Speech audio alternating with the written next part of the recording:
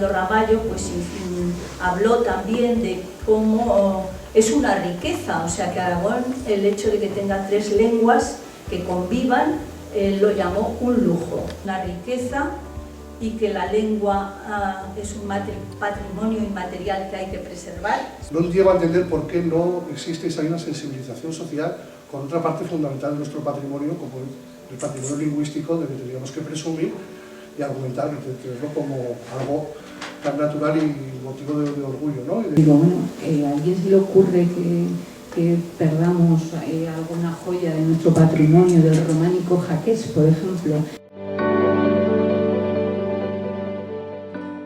Que la lengua no es una barrera, sino un puente para el entendimiento. Y que somos un poco la posibilidad de salir de esta barbarie, de no quererse entender unos con otros y de vivir como malos vecinos.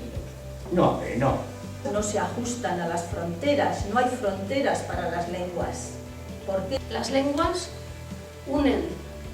Nosotros con Cataluña tenemos una relación extraordinaria, es que estamos conviviendo con ellos. Hablamos de personas, con nombres y apellidos que utilizan el catalán o el aragonés para pensar, para comprar, para sentir, para reír, pero gran parte, aunque ha habido una evolución muy importante en las últimas décadas, gran parte de ese uso se continúa circunscribiendo en el círculo íntimo, en el círculo más personal.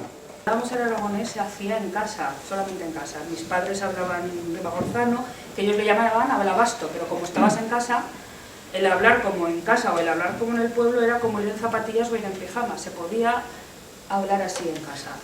Pasado tiempo, baixó esta chaminera, en lo suyo homenaje sea, porque ya no yo, sentí muchas cosas, charrar. En las largas bailadas de fin de otoño de a San Vigalada, como la clamábamos a San Vigalada. Yo recuerdo todavía que me acunaron con esta nana.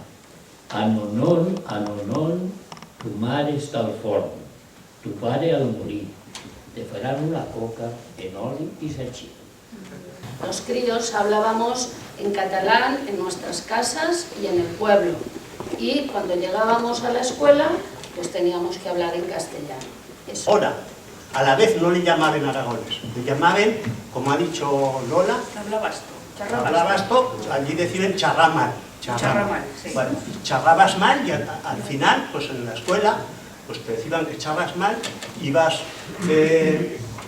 después corrigiendo lo que vas aprendido en la casa. Luego, claro, iba hasta la escuela, como digo, y en la escuela, ¿qué pasaba? Pues que solo lleva el castellano. Allí no se charraba, ni se escribía, solo que castellano. Cosa más. Pero la maestra nos diga que pues quiso le va a hablar mal, que no se tenía que hablar así. Y la educación consistía en ir eliminando y borrando el aragonés y sustituirlo por el castellano. Moceta, cuando vayan al médico, les tienes que decir que me fa mal aquí a la tripa y después se me en segundo los mordo pe la esquena. Le contaba a mi madre lo que le feba mal, porque diva que si él le contaba al médico se le jodería.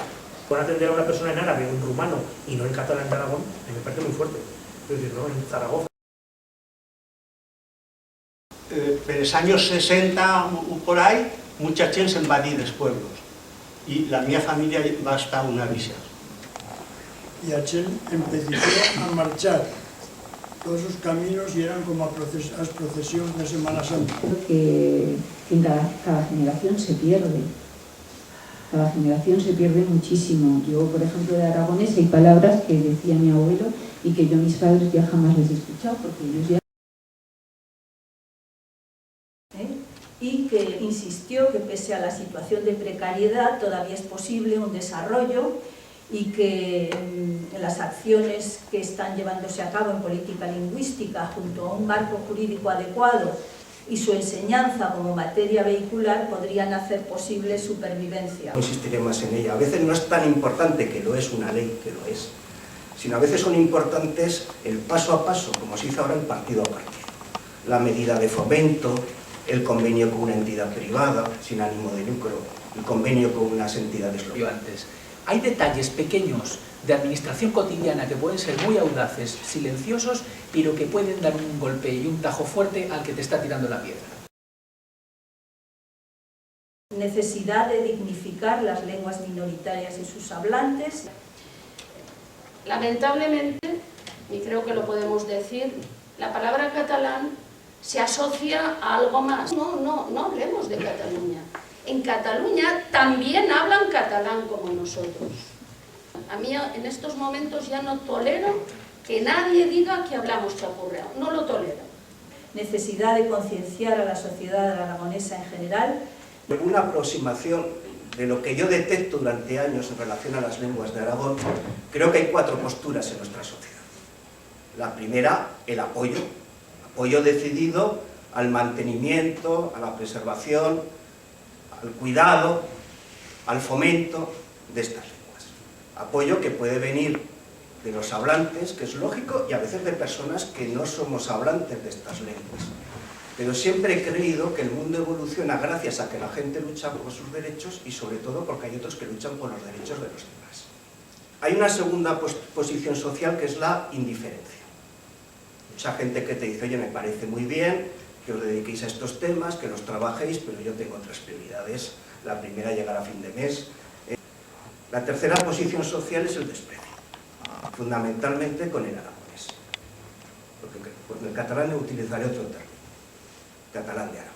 Desprecio, ¿no? ¿Cuánta gente te dice, más les valdría aprender inglés que aragonés? Si no es incompatible.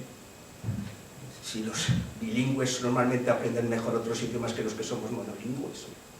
Y luego hay una cuarta posición que afecta fundamentalmente al catalán de Aragón, que se habla antes que en Barcelona, en algunas zonas de Aragón, que tendría que ser un orgullo para nosotros, y que es el rechazo. Ya no el desprecio que deriva de la ignorancia, sino el rechazo. ¿Rechazo por qué? Bueno, pues algunos dicen que corre el riesgo de que el pancatalanismo, ¿no?, los països catalans, en fin, que las lenguas sean un instrumento de dominación política, un arma política, un proyecto político. Vamos a decir una cosa clara, ¿no? El aragonés, en cierta manera, ha sido perjudicado no por el catalán, sino por el anticatalanismo. Entonces, a veces se ha metido todo en el mismo saco. Necesidad de colaborar entre Cataluña y Aragón al respecto de la lengua. Sin acritudes, sin problemas, pero cada uno en su sitio y teniendo muy claro que hablamos catalán y los catalanes también hablan catalán.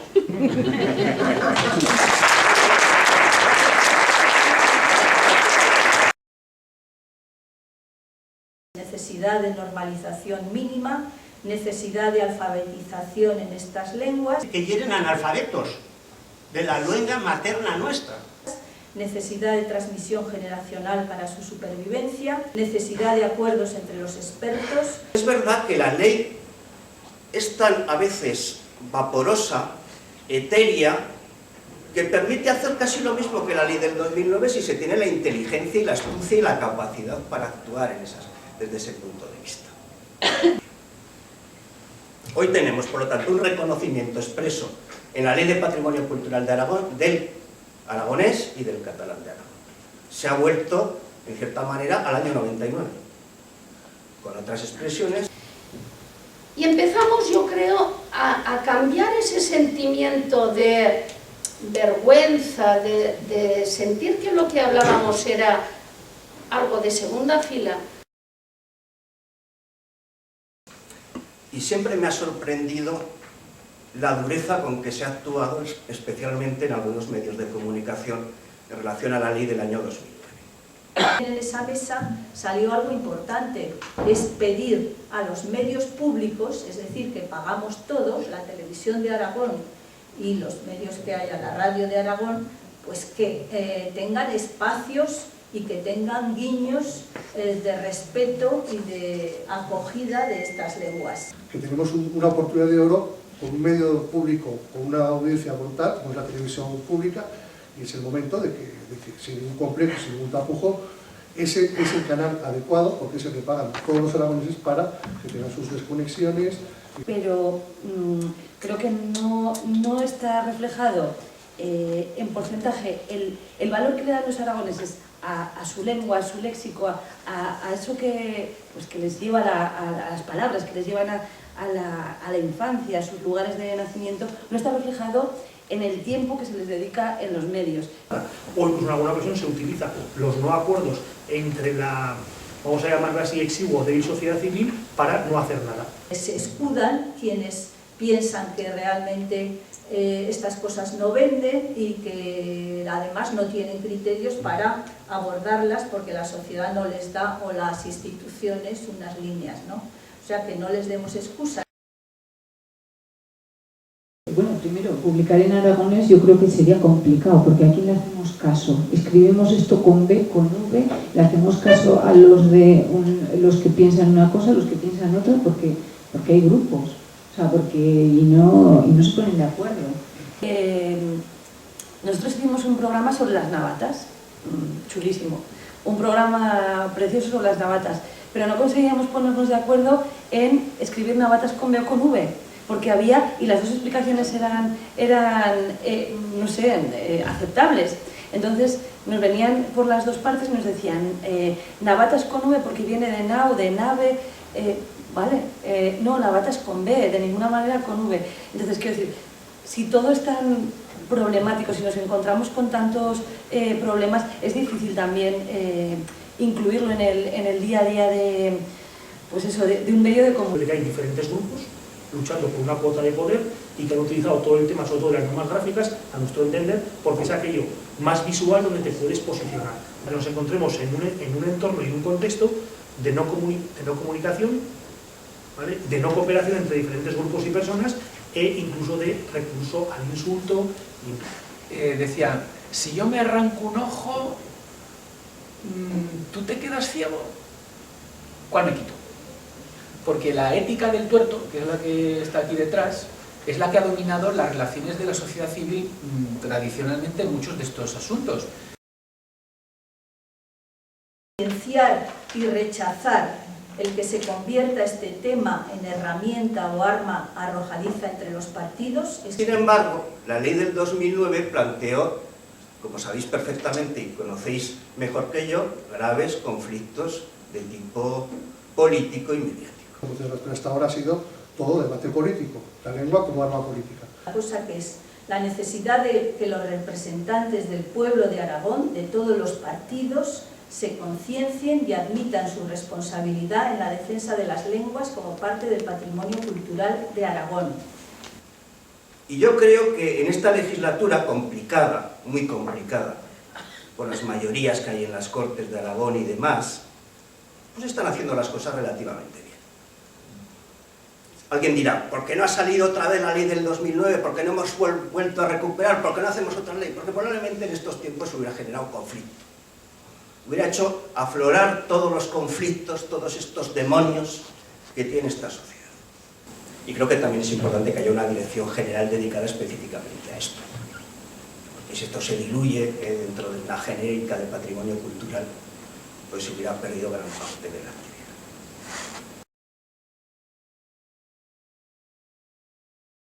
Tengo que decir que, Ignacio, que las políticas que está llevando en este momento el Gobierno de Aragón a través de tu dirección general, yo creo que dicen mucho de cara a proteger nuestras lenguas. Entonces ahora yo creo que estamos en una oportunidad magnífica. Mientras dure hay que aprovechar el tirón instituyente que hay ahora para instituir algo.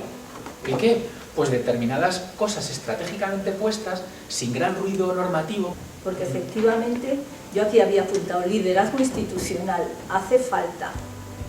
Y pienso que siempre que bien hay un liderazgo institucional, pues regula esos conflictos de los señores de la guerra, es así. Pero porque en muchas ocasiones este liderazgo institucional es el que nos va a permitir juntarnos alrededor de algo, alrededor de una idea y poderla seguir y desarrollarla como sociedad. Entonces yo creo que este papel que se está haciendo desde la Dirección General de Política Lingüística, que a lo mejor habría que ver los problemas que pueda tener, el desarrollo que pueda tener en todos los otros años, y muy bien sobre todo que construya pequeñas cosas a lo mejor con unos cimientos, ¿no?, desde los que poder crecer. Yo creo que este liderazgo es fundamental. creo que necesitamos impulsar la creación de una autoridad lingüística, autoridad no en el sentido yo te impongo para que tú hagas como tienes que escribir, sino para darnos fuerza juntos. El momento de ahora es avanzar en el sentido de crear una institución lingüística, la academia, como lo queramos llamar, para que avance. Y eso no se puede demorar porque haya desacuerdos, porque hay desacuerdos de unos y hay acuerdos de otros. O sea, a mí me va a ir bien cuando a ti te va bien. Pongámonos de acuerdo para que nos vaya bien. Aunemos esfuerzos, que somos muy pocos. ¿Qué se puede hacer en común? Es decir, en conjunto. Y claro, y aquí volvemos otra vez a lo mismo, en lo pequeño, a lo mejor sin entrar en grandes sueños o proyectos que nos pueden separar rápidamente antes de empezar, o ser tan inabarcables que nos entra la depresión si no conseguimos llegar a eso, ¿no?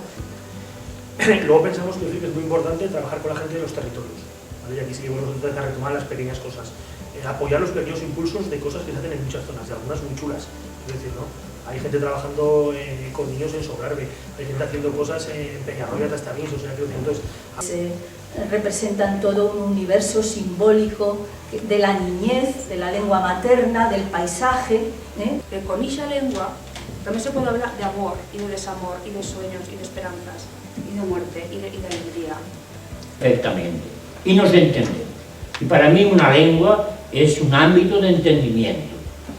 Y sobre todo, por debajo de la lengua está la voluntad de entenderse.